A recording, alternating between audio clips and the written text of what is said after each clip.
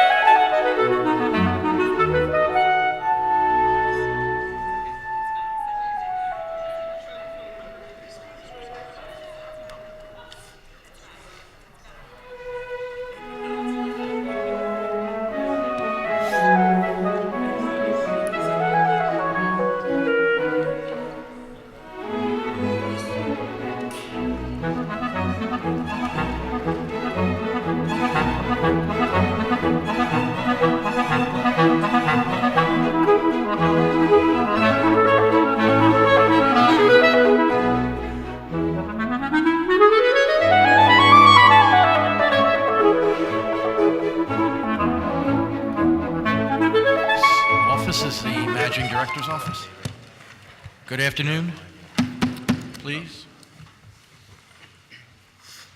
Mr. Abernathy? Good afternoon, Councilman Greenlee, and Councilman Jones, and members of the committee. My name is Brian Abernathy. I'm the city's managing director. I'm joined today with Tumar Alexander, my first deputy, and Chris Root, my chief of staff. We've submitted our testimony for the record, and we're happy to answer any questions. That really is brief. You've been around here a few times, haven't you? Okay.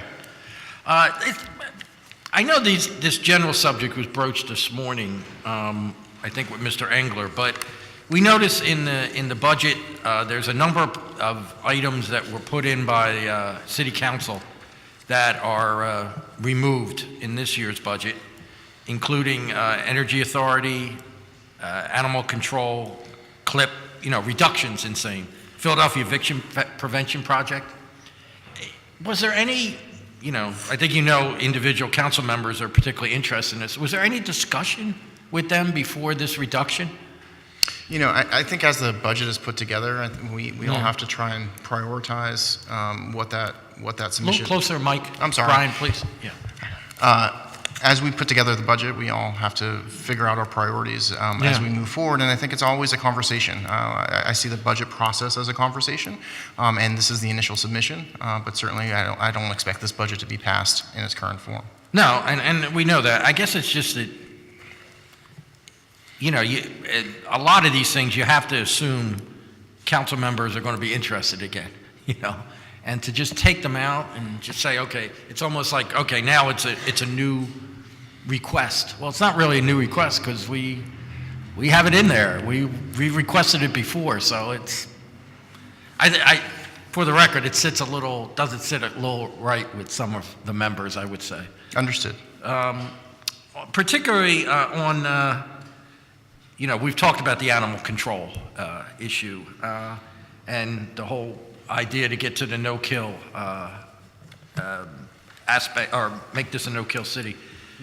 I know we've talked about that vector control issue with them moving at some point. Is that anywhere close? Because that will give more room, right, to have so in the building up there. Yes, sir. So we have explored moving vector from the building, which would allow animal control to expand. There are significant costs associated with that for the health department. We haven't been able to figure out how to prioritize those costs over some of our other key core programs. I think, having said that, we are still investing in animal control. From our submitted budget last year, we are increasing by $100,000 in their general operating budget. We've also, in the capital budget, are paying for a new roof for the building as well as new kennels. Now, what is the $200,000 reduction that we understand in the budget? What is that? What was that for? I'm trying to remember. It was a general operating support that was added at the end of the budget cycle last year.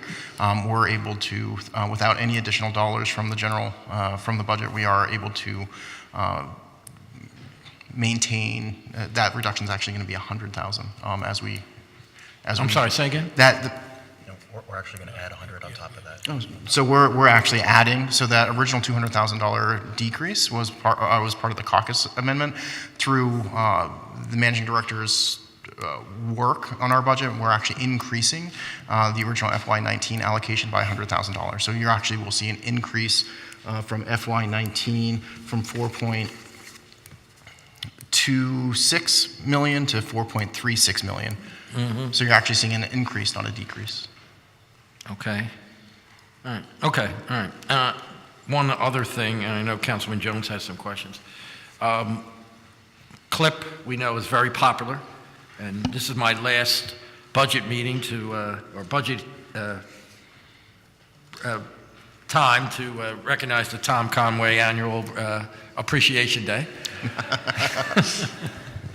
But our understanding is there's a 100,000 reduction in that.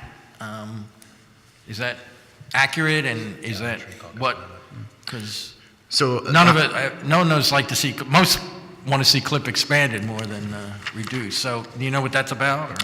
So last year there was an increase of $100,000 at the end of the budget process for alley trees. We are actually increasing CLIP from FY19 estimated obligation of $6.43 million to $6.64 million, so an increase of $216,000. Okay, you increase, but you took out the 100,000 for the, I'm a little lost there. For the alley trees. I'm trying to figure that out. Huh? Yes. Because the alley trees, I know you hear a lot of members talk about that, so. You know. Certainly, and I think there are still ways that we can address the alley trees as well. I think we've recognized that CLIP is an important function of the city, and the managing director's office is certainly committed to the program and to Mr. Conway to make sure that he continues to provide the great services to all of our district council members. Okay. I guess if the council president was sitting here, he'd note that the things that council put in there, you're taking out, but you're putting other things in, correct? We are trying to manage our budget the best that we can, recognizing what council's priorities are, but also what the administration's priorities are. That's why we've been able to find additional funding for animal control. That's why we were able to find additional funding for CLIP in our current allocation. And one last thing that appears to be in here, which is fairly significant, and I know Councilman Gim and others, including myself, have been interested in it. It's the Philadelphia Eviction Prevention Project. We're told $850,000 reduction? And so it's actually it's a $350,000 reduction. So we are funding $350,000. Okay. We are funding the eviction defense fund at a level of $500,000. That's our original proposal. Again, this is a proposal that we expect to continue conversations through the budget cycle. This is important work. We recognize the success of the program. It's work that we have every intention of continuing. But again, we're trying to balance budgets as we go forward. And again, this is a starting point. I got you. And a lot of priorities out there. There are a lot of priorities, yes, sir. I understand. Right. There's one other thing, but I have a feeling Councilman Jones may mention this, so I'm going to leave it alone. Councilman Jones? Thank you, Mr. Chairman. And by the way, about your last budget hearing, there is an aggressive write-in campaign as we speak being organized. If elected, I refuse to serve. How about that? That's pretty definitive, Mr. Chairman. Councilman Dom tried that also.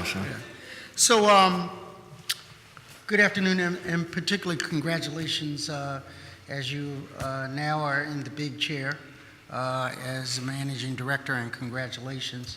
That's a classic case of working your way up.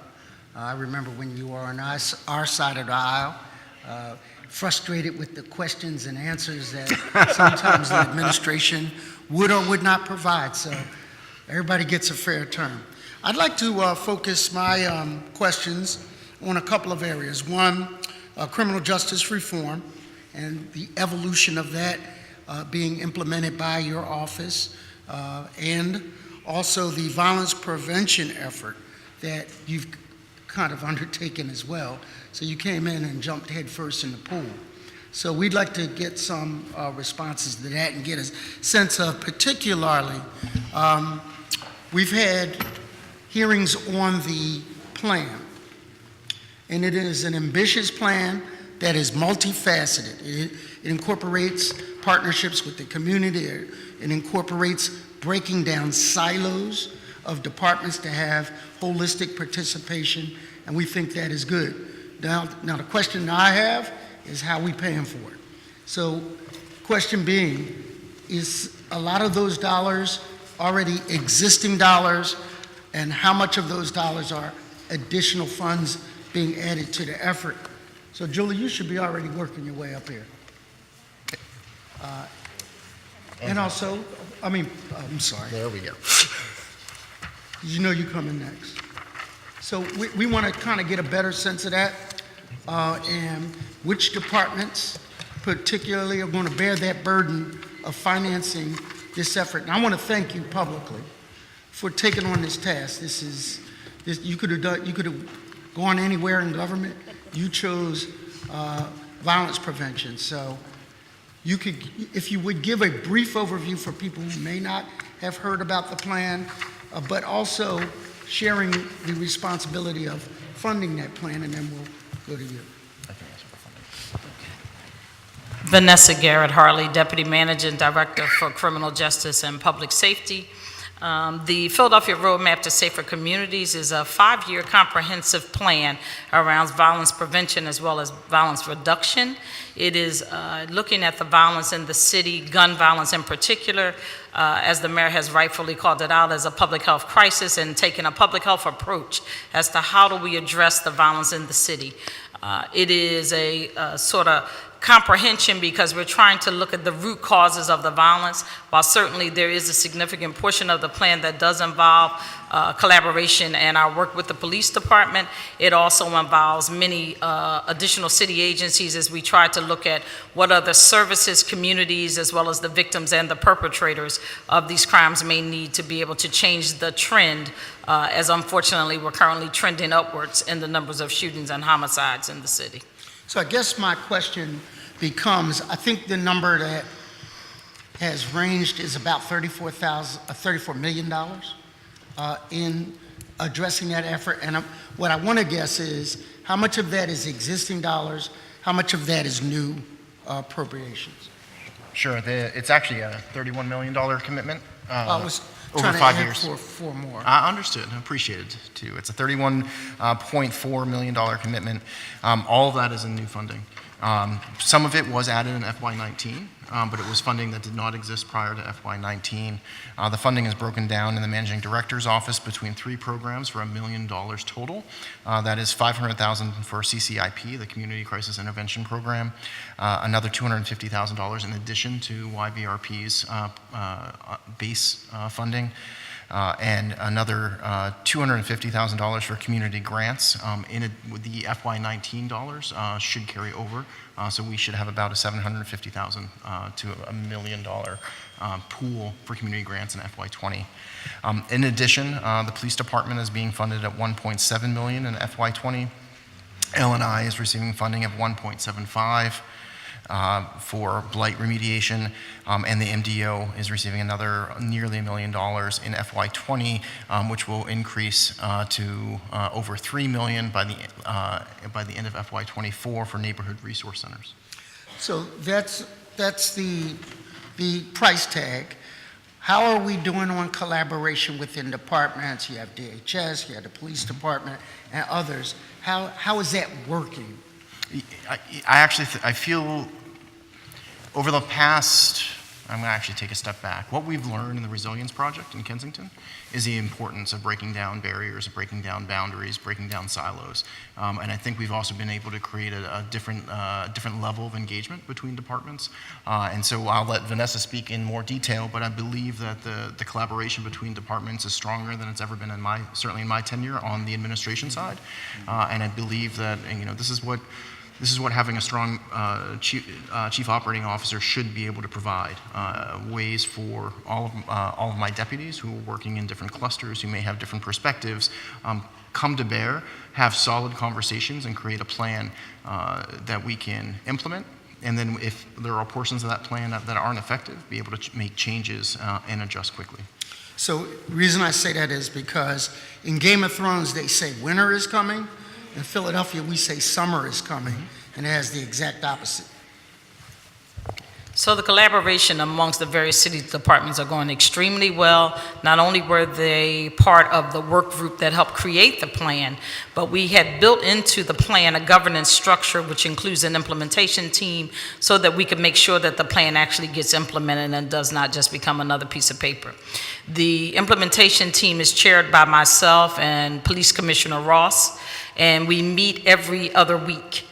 Because we understand the importance of it. And so you can imagine at that implementation team table is the executive level of the various departments.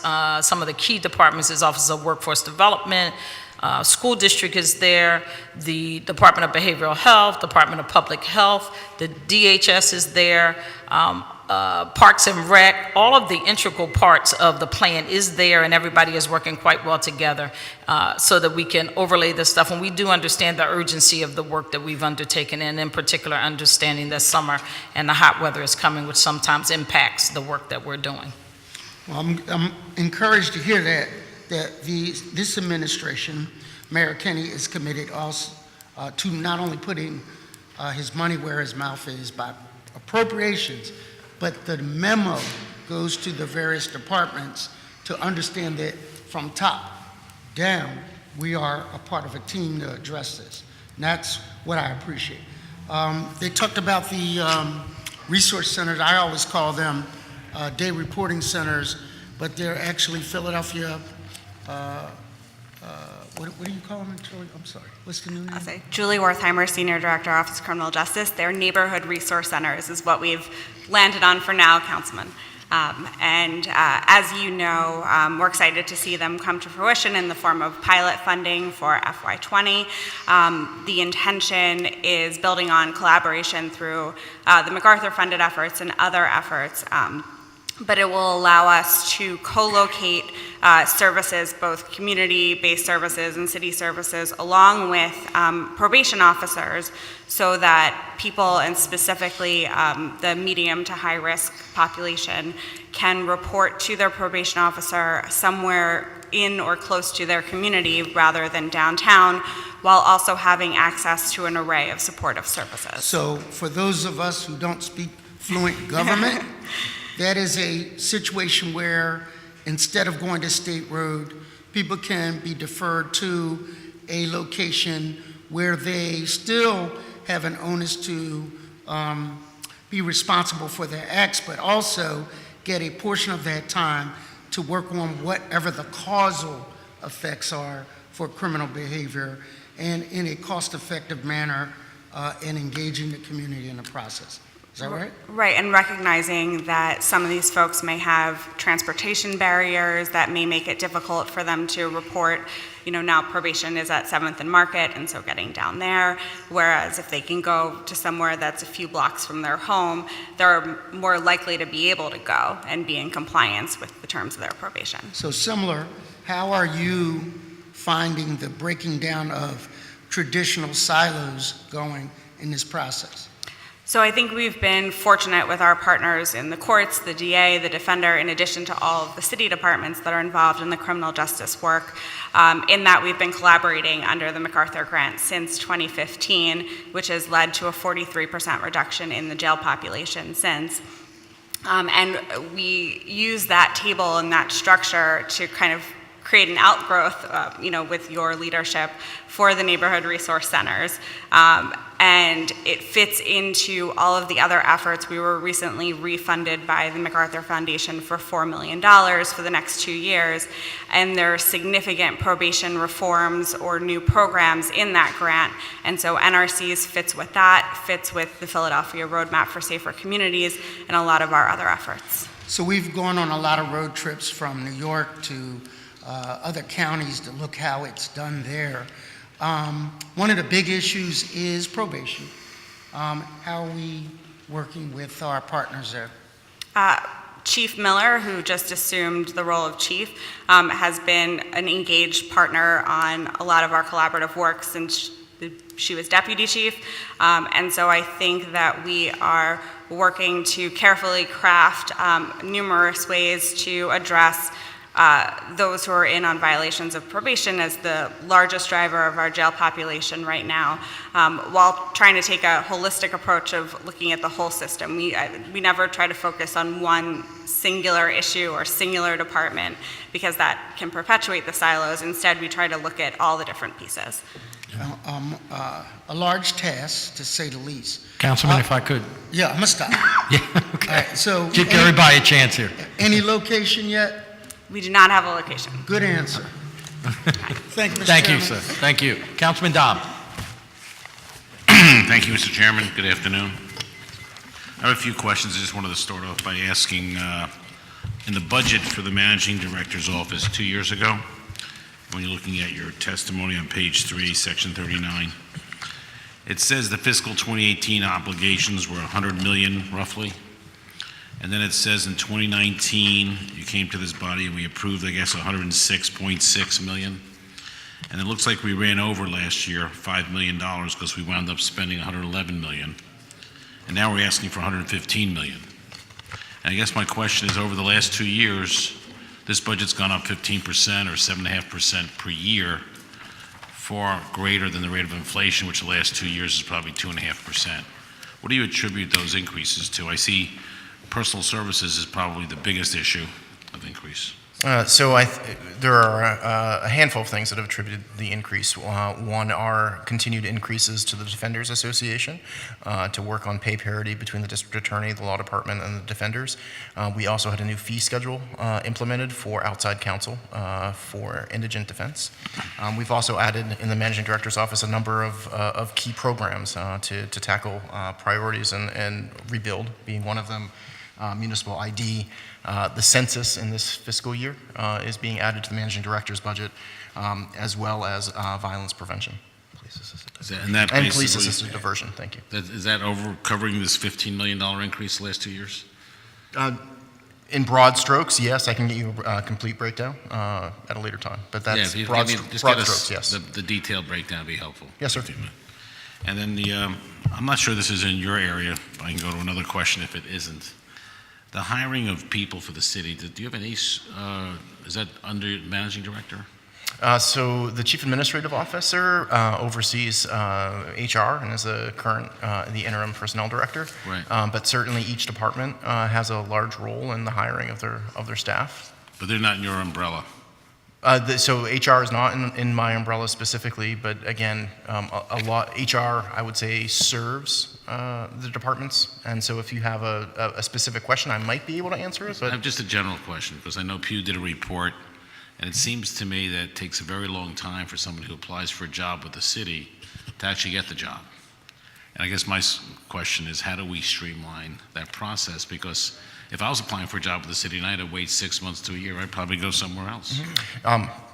that is more of a question for the CAO, but we are working in conjunction with her to be able to address those issues, because to your point, if we have vacancies that are that can't be filled or it takes too long to fill, we lose very qualified candidates, and the work suffers itself. I will say the CAO has been a tremendous partner in addressing those concerns, and we started to see improvements in that hiring process already. What do you think is causing that delay, in your opinion? I think there's a few things that cause the delay. One, I think civil service is complicated. And the way we have historically managed our civil service lists, where we have a list that stays open for 2 years, causes some challenges. Now, I don't think we need to change civil service, but I think we need to streamline civil service. We need to figure out a way how to enter into rolling testing. So when we do find a qualified candidate for engineers or for the fire department or for or surveys, any of our hard to fill positions, we can slot them into a test in the near term, and we will always have vacancies in certain departments. Engineers comes to mind immediately as a specifically hard to fill position. Right. And I think we need to do a better job both recruiting, testing, and streamlining that process. And to me, that's when I talk to department heads, that's one of the biggest problems we have in the city right now, is the ability to hire people in a timely way. And then there's even some rules that if you interview 2 people, you must hire one of them, even though they're not qualified. Yes, I think that is, so I wouldn't say necessarily that they're not qualified. I think there are specific provisions that are in the civil service, and so I have challenged some of our department heads to really look at their job specs, and whether those specs are appropriate or they need to be changed, whether we're testing for the right things. So while I think Christine Dorenick-Lopez, our CAO, is making tremendous changes in HR and really providing them the support that they need and the leadership that they need, I'd also say that our departments need stronger and some thoughtful leadership around HR themselves. You know, I think you and I have talked about financial acumen in certain departments. I would say that HR acumen in certain departments is also a weakness. So to that point, and let me go back, right now, what is the average time? If someone said to me, hey, I want to apply for a job with the city, what's the average time it takes for us to apply, go through the process, and then hear from the city whether or not they're hired? I don't have that information with me today, and I would also say it's going to vary tremendously between departments and positions as well. But we can certainly get back to you, and also we'll make sure that we have a conversation with the CAO so she's prepared. What do you think is a good goal to try to achieve from when somebody applies to when we can give them an answer? Is it 30 days, 45 days? You know, I think the challenge on that question is, for an engineer, my answer is going to be different than for a sanitation worker, or for a police officer, or for a firefighter, or a paramedic. And so I don't think there's a one-size-fits-all. I do think that having someone wait for 2 years, and then us surveying and auditing the list to see if they're still interested in the position, isn't the most effective or efficient way to manage our HR hiring. Okay, and I have some other questions. Beginning with the submission of this proposed fiscal year 2016 operating budget, going back to that time, the finance director was to submit to council, together with the mayor's proposed annual operating budget, an annual information technology strategic plan that followed the information technology strategic plan procedure adopted by the managing director. It's under section 21-2502. Have we prepared an information technology strategic plan for this year? Not to my knowledge. However, I would say OIT reports to the CAO. In 2016, the CAO or the OIT reported to the managing director, and so I think we'll have to get back to you with more detail. Okay, I'll come back the next round. Thanks. Thank you, Councilman. Before I recognize Councilman Jones again, another reduction we see in here, and I don't know if anything was added somewhere else. Mr. Abernathy, in the Philadelphia Unemployment Project, the 55,000 reduction, I think it was the reason it was put in, I know Councilman Green, Councilwoman Parker, and myself and a lot of others, for the reverse commuting issue. Do you know, is that planned to be, is that somewhere else that we can't find? Or? At this point, no, it is not somewhere else. Pardon me? No, at this point, it is not anywhere else. So there's nothing in there for that? That is my understanding, yes. Okay. Was there some reason for that? Was it checked out? Did it not feel to be worthy, or? Again, I think as we go through the budgeting process, we try to set priorities, and certain things get cut and certain things get funded. And so I think, again, it's a priority conversation, and again, I expect that to be part of an ongoing conversation with council. Yeah, I think there will be a push to get that and maybe more in, because we have found it helps people keep jobs, Yes, which sir. is, I think a lot of people think is kind of important, so.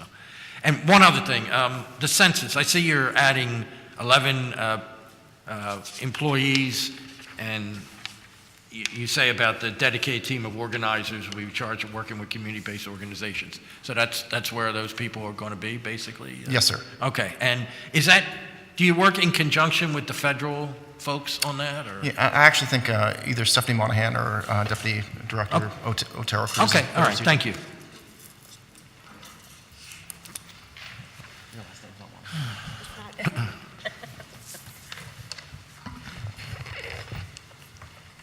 Stephanie Reed. Hi, how are I you? was recently married. Yeah. Executive, I'm still not used to it. it's okay. Well, Executive Director of Philly Counts. Yes. We are working very closely with the Census Bureau, so the first month that I was a on. little closer, mic again. Yeah, sure. So the first month I was on was primarily spent meeting with the Census Bureau. I meet with them every other week on Friday afternoons, and we will be looking at how our plan complements their plan. Okay, all right, thanks. Do you want to add something? I didn't know if you had any other further questions. Okay. No, that's basically it. We just wanted to see how it was working. And obviously, it's a very worthwhile endeavor, so appreciate your efforts. Thank you. Councilman Jones? Thank you again, Mr. Chairman. Just on the census, in the last census, I've been around long enough to have experienced that, the 4th District lost 5,000 people. So what that meant was an expansion into North Philadelphia. Thanks to President Clark, we picked up some population, but we want to pay particular attention to that so that we're not undercounted. And by way of criminal justice reform, particularly among incarcerated individuals, other counties, Frackville and other places count our population as theirs and then receive CDBG subsidies and things of that nature, building playgrounds in Podunk, Pennsylvania, as opposed to North Philly, West Philly, South Philly, and others. So we really count on you to make, play on words, the proper count. So we are counting. So John Otero Cruz, Deputy Managing Director of Community Services, and we are aware that the last count was 63%. And so we are really working with Stephanie and her team to build an infrastructure to ensure that we're working with both state and the federal partners, as well as other coalitions across the state, to really focus on building a community's infrastructures, committees to really work with how do we get to those difficult to count populations. And so that is something that we're working on collectively. We appreciate that. Could I have Tamar Alexander come up to the table along with a representative from the Office of Special Events? Is there anyone here for? This is the Tommy Conway Hour?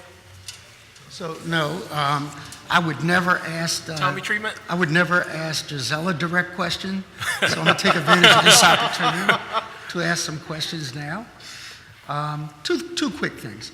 First of all, welcome, and can you describe your new responsibilities? You're like 3 administrations in, so can you tell us what? Make me feel old, Councilman. You're young. Thank you.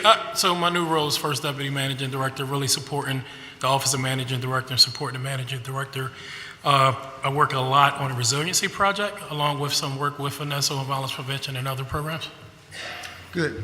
So my direct question is, recently there has been an effort to quell violence in this way. A lot of it has centered around block parties. And there was a proliferation of violence, and some blocks actually were asked not to apply for a permit.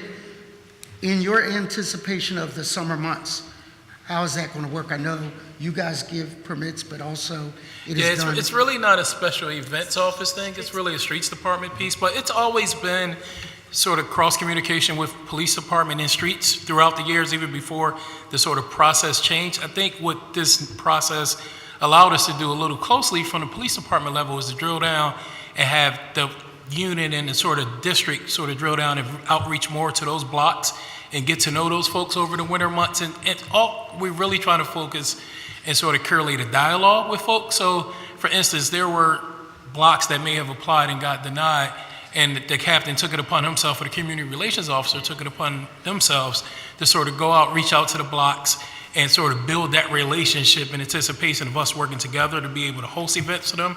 I don't know if Mike want to come and talk more about where that process is as it relates to the streets department, but that's something that we sort of worked on to make sure we streamline it for the person applying, where they won't have to go to 2 separate places to sort of get that approval. So one other thing, I would encourage us looking at rec centers and recreation yards to try to encourage more of those activities there, if we built a stage, gave them access to electric, and maybe some pavilions, they might be inclined more to do activities there. That's a good idea. We're going to work with finance and capital to see if we can pilot it in your district with some ITEF support.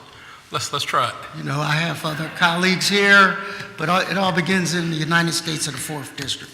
So, I would just add that, we came, Mike. I'm sorry. Oh, name, Michael yeah. Carroll, Deputy Managing Director, Office of Transportation, Infrastructure, and Sustainability. Pardon me, Councilman, I would just add that we did discover that there was opportunity for improvement in the application process. And so what had been happening was there was essentially an approval or denial that the applicant was getting, sometimes without the follow-up to explain that there was interaction with police, and sometimes the interaction with police was not contained within the review process itself. So what we've done is we've made sure that the city all gets on the same page before we communicate with the applicant to let them know what's going on. And so at least through the application process, we don't have that confusion. is it true we have a list of blocks that are prohibited from having block parties? That's an urban legend. Sure, so it's not a list of blocks that are prohibited from block parties. The captain does weigh in to the approval of block parties. And so, we'll consider what's happening, what are the current events, what is the current, are there current challenges in that block that a block party might heighten tension by bringing two groups together that maybe should stay apart. And that's Makes the captain's, yeah, it's the captain's decision, but there's no list. Urban legend. Can I have the Office of Special Events back up, please?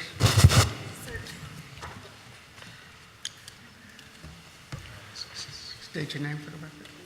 Aliyah Gee, Office of Special Events. Hello, Councilman. How are you? I'm You're wonderful. a How are constituent. you? So I'm going to treat I you am a nice. You all right? constituent. I know it's election time. I'm not going to bother you. She looked scared when she Yeah, no, walked she up there. does. I'm saying, geez. So I just want to point out that you guys have received a special award a couple years straight. And what's the nature of that award? Yes, we have received the International Festival and Events Award for the past 4 years, just highlighting the city as an international event city, encouraging more people to bring their events here. I know sometimes that is a challenge for constituents in certain districts that have a larger number of events, but as a Philadelphian, I would much rather live in a city that people want to come visit. So you're familiar with the Concourse West and Concourse East roads out in Parkside, right near the Please Touch Museum, down to the abstinence fountain? Yes, sir. Any event you don't want down on the Parkway, you can send it right there, okay? We encourage plenty of events to check out at the 4th District. The 4th has open arms. Absolutely. All right, you have a nice day. Thank you, you too. Thank you, Mr. Chairman. Thank you, Councilman. There would be some people in my home area that would be willing to let that go. Councilman Dom? Thank you, Mr. Chairman. I just want to go back to that last question I had asked. I just want to make sure I'm clear that in the code, it says the Information Technology Strategic Plan Procedure has been a law since 2013, but we haven't prepared it. Again, Councilman, I am not aware, but that would likely flow through the Chief Administrative Officer at this point. Because let me just tell you the benefits of it. It says when you prepare the plan, the code dictates that it should include an assessment of how the city is working to improve management of telecommunications, establish IT performance, minimize overlap redundancy, reduce cost of city government through the use of IT, improve the delivery of services through the use of IT, reduce the amount of paper the city uses, promote the availability of all public records on the internet, and a few other things. So I think it's important, so maybe you can get back to us on that. Yes, sir, we will. Okay. Program-based budgeting is meant to determine the component costs of each function of city government. The code states that program-based budgeting shall determine metrics for measuring the effectiveness of each function funded by appropriations made by the city. Performance measures are meant to help departments evaluate their progress towards their strategic goals with the aim of improving the efficiency of the city's budgeting process year to year. With this in mind, what are we learning from the program measures for the administration policy program?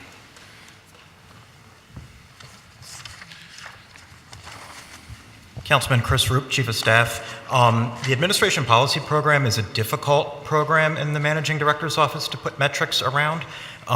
That's sort of the catch-all part of our budget where the executives that live on our floor are funded from.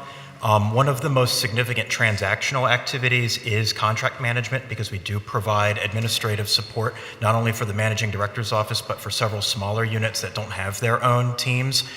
The reason why we chose contract conformance is because this is an area that the city has historically struggled with doing in a timely manner, and it's something that we want to focus on streamlining.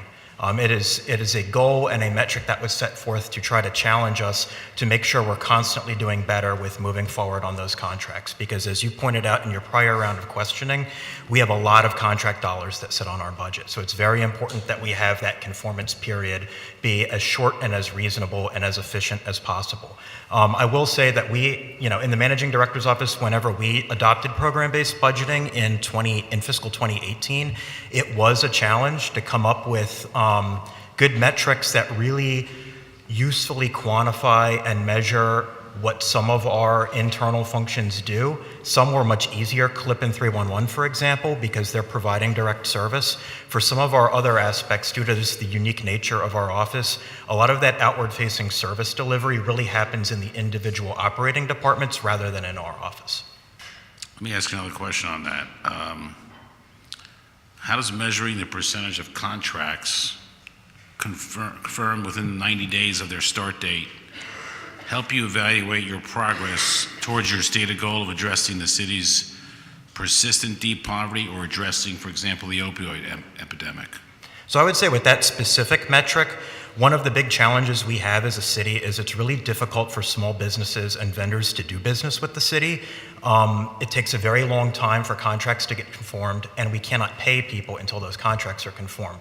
By trying to streamline the process and make sure that our contracted vendors have contracts in place in a timely manner, that reduces some of those barriers and makes it easier for small and emerging businesses to do business with the city. And it's an overall goal that the entire government has, is trying to make sure that we can get that conformance process, as quick as possible so people can get paid and so people can do business here without it putting them out of business. I mean, I guess the goal, the joint goal is to have all the contracts confirmed before their start date. That would be a great goal to have, yes. Okay. The Office of Workforce Development lists 4 performance metrics for fiscal year 20. Can you provide the unit cost for each performance measure in the workforce development program? I'll give you an example. How much does it cost the Office of Workforce Development to transition one individual from temporary or seasonal work to permanent employment? We can try to provide that information. I will say that we don't have a huge amount of historical data because the Office of Workforce Development was only formed this fiscal year, but we can try to pull that together.